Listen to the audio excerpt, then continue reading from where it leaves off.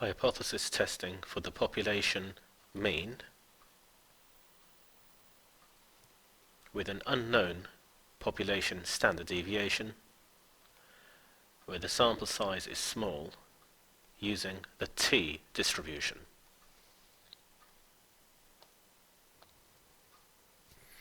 Example 1.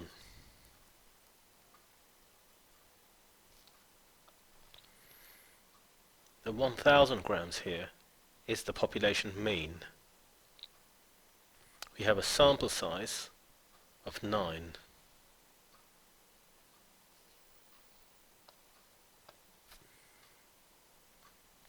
So just summarizing these values, the population standard deviation is unknown. It's not given. We have a small sample. From this sample we can work out the sample mean, and we can work out the sample standard deviation. Entering the data into the calculator,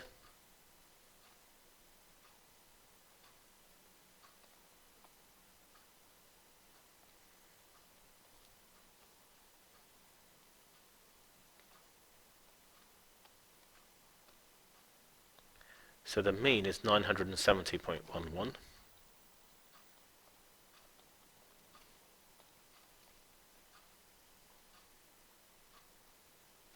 Option 4 for our sample standard deviation, 33.02.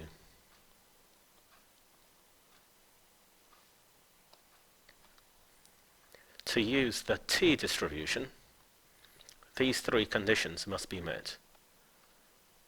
First of all, the population should be normally distributed, and it is. The standard deviation for the population should be unknown, and it's unknown.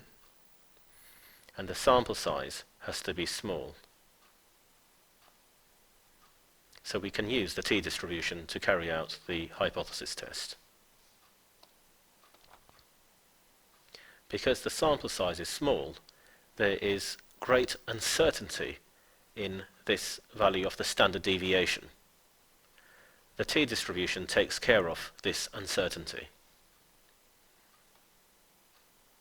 To test whether the machine is operating correctly, we're going to do a two-tailed test, because the mean could be more than 1000 or less than 1000.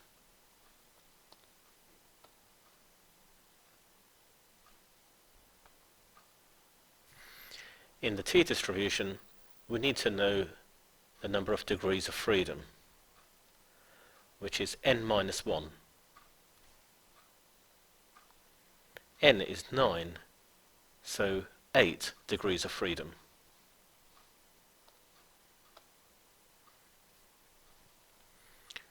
So 5% two-tailed test, so 2.5% goes in each tail, 95% in the center.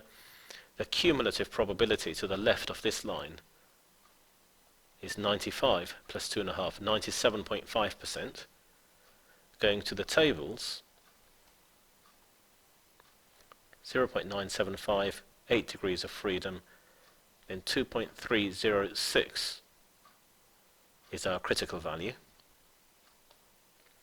and it's plus and minus 2.306.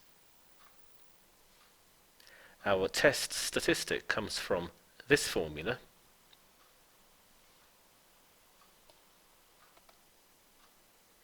So our test statistic is minus 2.72.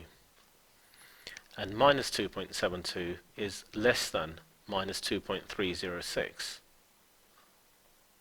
So we will reject H0. There is sufficient evidence to say that the machine is not operating correctly. The conclusion here must be within the context of the example. Example 2. The population here is normally distributed. The sample size is small, and the population standard deviation is unknown. It's not given. So the t-distribution applies again.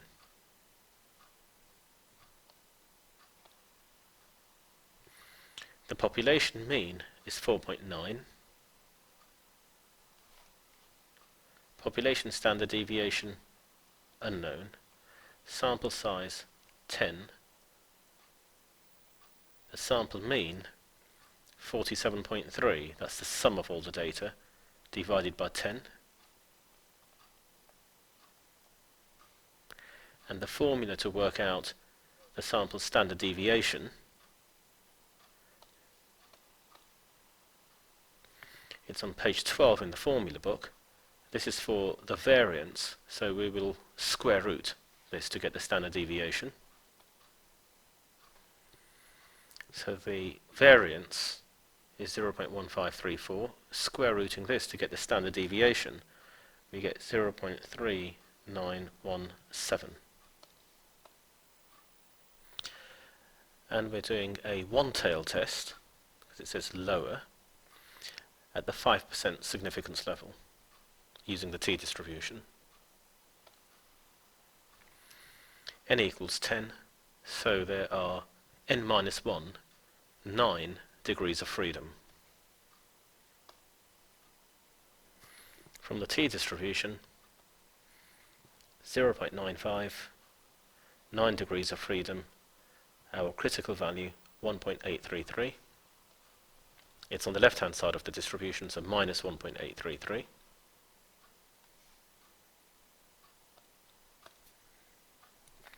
Using this formula to work out the test statistic, our TS value is minus 1.37. Minus 1.37 is in the acceptance region, so we're going to accept H0. Minus 1.37 is greater than minus 1.833. Accept H0, there is insufficient evidence that the mean dissolved oxygen content is lower below the factory than above it. This example differs from example 1 in the sense that we had to use this formula to work out the standard deviation for the sample.